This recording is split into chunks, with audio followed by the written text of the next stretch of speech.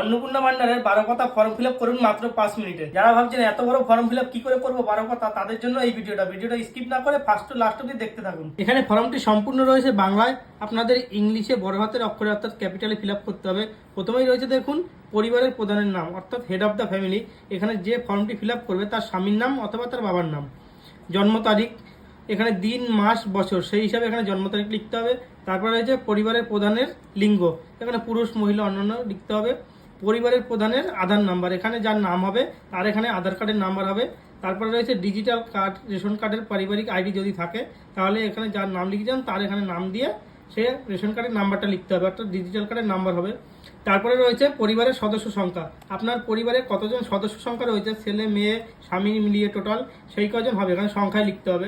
তারপরে রয়েছে ঠিকানা, প্রথমে ভিলেজ, তারপরে পোস্ট অফিস, থানা, ডিস্ট্রিক্ট দিয়ে পিন নাম্বার দিতে হবে, এখানে স্থায়ী ঠিকানা লিখতে হবে।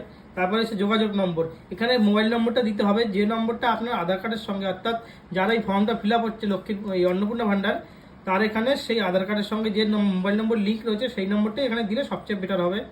তারপরে রয়েছে নাম, জন্ম তারিখ, লিঙ্গ, পরিবারের প্রধানের সঙ্গে সম্পর্ক, আধার নম্বর, পরিবারের সকল সদস্যের অর্থাৎ এখানে পরিবারের যে প্রধান রয়েছে তাকে বাদ দিয়ে বাকি যে কয়জন রয়েছে তাদের ডিটেলস এখানে দিতে হবে। প্রথমে রয়েছে সদস্য 1, তার মানে যার এখানে অন্নপূর্ণা ভান্ডার যার হবে তার নামে তার নাম লিখতে হবে, তার জন্ম তারিখ দিতে হবে, তার লিঙ্গ দিতে হবে। তারপরে রয়েছে পরিবারের প্রধানের সঙ্গে সম্পর্ক, অর্থাৎ এখানে যার নাম লিখবে পরিবারের প্রধান তার সঙ্গে যে অন্নপূর্ণা ভান্ডারের ফর্ম ফিল আপ করছে তার যা সম্পর্ক সেটা লিখতে হবে। আর এখানে তার আধার নম্বর দিতে হবে, পরিবারের এই যার নামে অন্নপূর্ণা ভান্ডার হবে তার আধার নম্বর। পরেরটা রয়েছে সদস্য নম্বর 2, অর্থাৎ আপনার ছেলে বা মেয়ে যারা রয়েছে সদস্য তাদের নাম লিখতে হবে।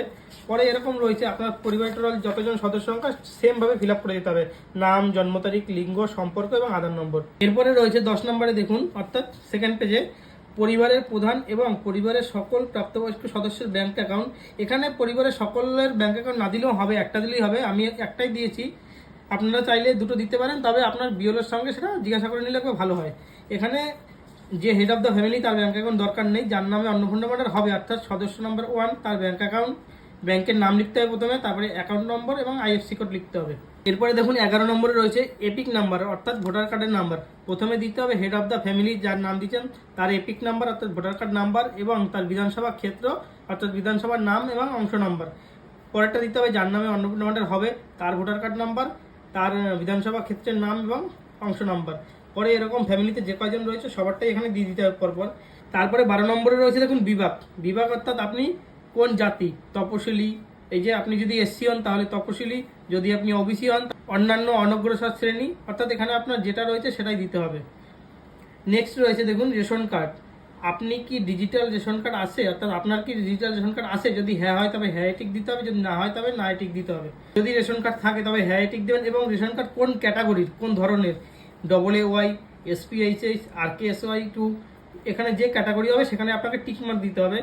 নেক্সট দিতে হবে পরিবারটি রেশন দোকান থেকে মাসিক রেশন তুলছে কিনা, যদি হ্যাঁ হয় তবে হ্যাঁ, যদি না হয় তবে না, অবশ্যই হ্যাঁই হবে, সবাই রেশন তোলে।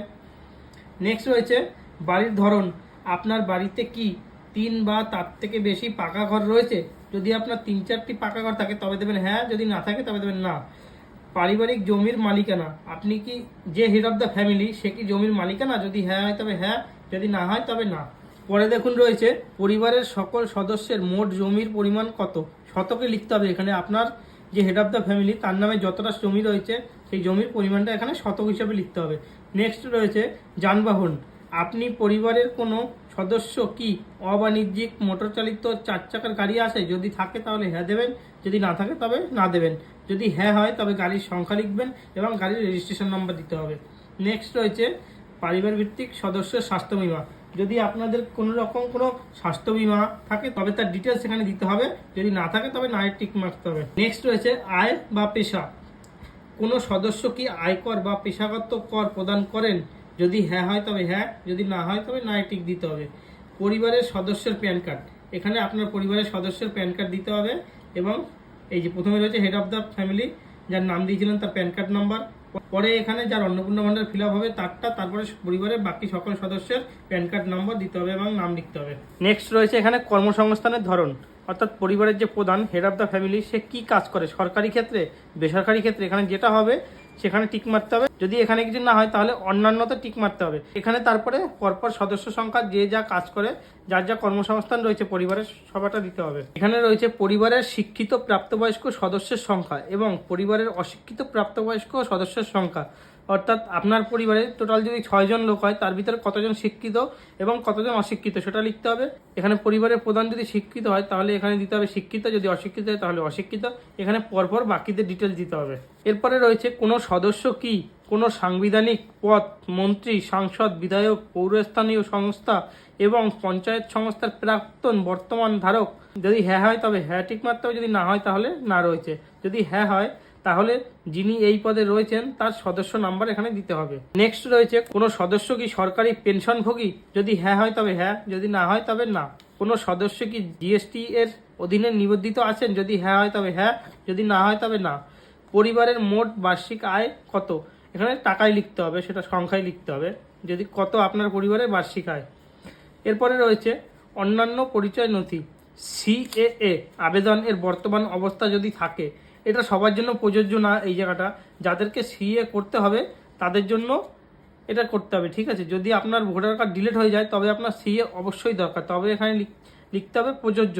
আবেদন করা হয়েছে যদি হ্যাঁ হয়, আবেদন নাম্বার এখানে দিতে হবে যদি সিএতে আপনি আবেদন করেন। আর যদি আপনার জন্য সিএ আবেদন যদি জরুরি না হয় তাহলে এখানে প্রযোজ্য নয়, টিকমার্ক দিতে হবে। নেক্সট এরপরে রয়েছে কিষাণ ক্রেডিট কার্ড, এআরডি, শিল্পী ক্রেডিট কার্ড, মৎস্যজীবী ক্রেডিট কার্ড, শিক্ষার্থী ক্রেডিট কার্ড ইত্যাদি। এইগুলো যদি থাকে তাহলে তার নাম্বার দিতে হবে, আইডির সংখ্যা দিতে হবে, যে তারিখে ইস্যু হয়েছে সেগুলো দিতে হবে। আর যদি না থাকে তাহলে এখানে কিছু করার দরকার নেই। নেক্সট রয়েছে যদি এসআইআরে 2026-এ বাদ পড়ে থাকে তবে মামলাটি ট্রাইব্যুনালে বিচারাধীন কিনা। যদি আপনার নাম যদি এসআইআরে যদি বাদ হয়ে যায় 2026-এ তাহলে এখানে এইটা তাদের জন্য। যদি আপনার নাম ট্রাইব্যুনালে বাদ না পড়ে, এসআইআরে যদি বাদ না পড়ে 2026-এ তাহলে এখানে প্রযোজ্য নয়, টিকমার্ক দিতে হবে। পরপর এখানে ফ্যামিলির সবারটা এখানে তাই করতে হবে।